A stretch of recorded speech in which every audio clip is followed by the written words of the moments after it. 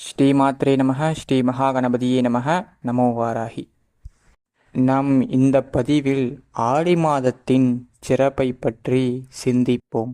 நம் முன்னோர்கள் ஒவ்வொரு மாதத்தையும் ஒவ்வொரு ராசிக்கு உரியதாக குறிப்பிடுகிறார்கள். அதேபோல் ஆடி மாதத்திற்கு உரிய ராசி கடகராசியே ஆகும்.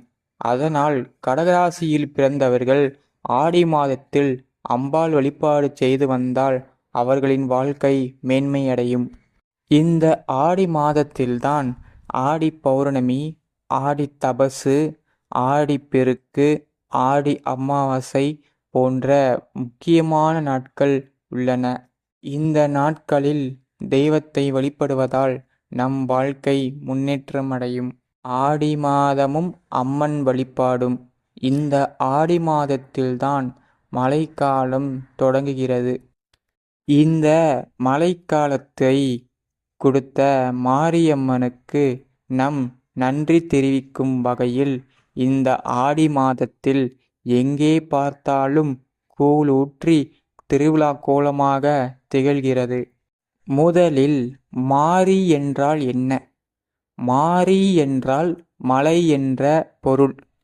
மாரியைப் போல மழையை கொடுக்கும் தெய்வம் மாரியம்மன் என்ற அர்த்தம்.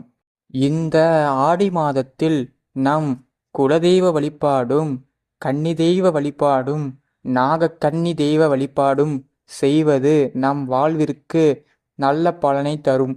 எதற்காக நம் அம்மனுக்கு கூழ் ஊற்றி கொண்டாட வேண்டும்? ஏனென்றால் ஆடி மாதத்தில்தான் நமக்கு உடம்பில் சோர்வும் வலிமை இழந்திருப்போம். அந்த நேரத்தில் நம் கேழ்வரகு கூழ் உண்பதால் நம் உடம்பில் மீண்டும் சோர்வை எதிர்த்து வலிமையை தரும்.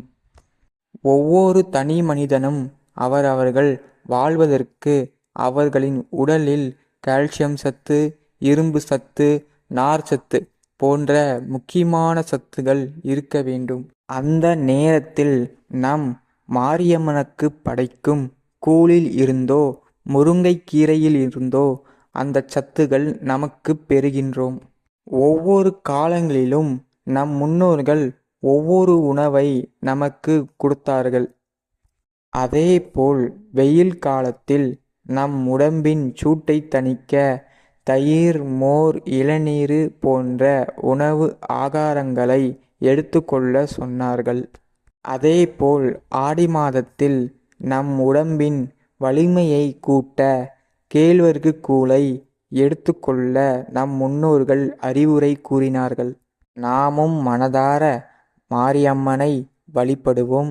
அந்த அன்னை நம் வாழ்விற்கு வளம் சேர்த்து நமக்கு வலிமையை அளிப்பாள்.